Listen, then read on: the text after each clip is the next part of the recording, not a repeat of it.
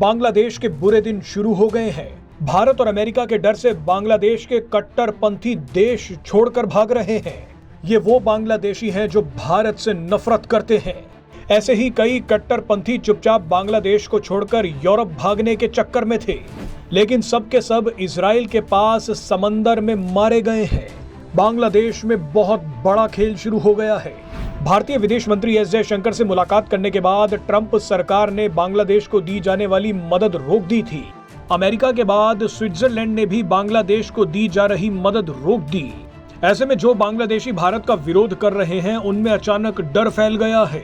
इन्हें लग रहा है कि मोहम्मद यूनुस के पास गिनती के ही दिन बचे हैं। ऐसे में जितनी जल्दी हो सके यूरोप निकल जाना चाहिए। कई तो निकल भी पड़े, मगर इनकी नाव पलट गई और सब मारे गए। रिपोर्ट के मुताबिक ये बांग्लादेशी लीबिया के रास्ते यूरोप में घुसना चाहते थे, मगर इनकी नाव मेडिटरेनियन समंदर में पलट गई। जहां पर ये नाव हादसा हुआ है, वहां से इजराइल भी ज्यादा दूर नहीं है। दावा किया गया है कि 20 से ज्यादा बांग्लादेशियों के शव मिल चुके हैं और बाकियों की तलाश की जा रही है। बताया जा रहा है कि नाव में करीब 56 लोग सवार थे और शायद सभी बांग्लादेशी थे।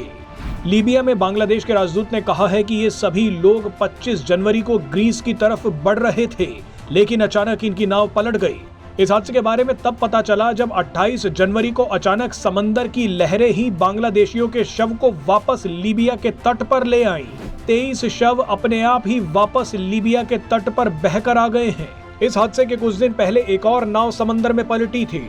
उस नाव में पाकिस्तानी सवार थे। वो सभी पाकिस्तानी भी यूरोप भागने के चक्कर में थे, लेकिन उनकी नाव मोरक्को के पास पलट गई।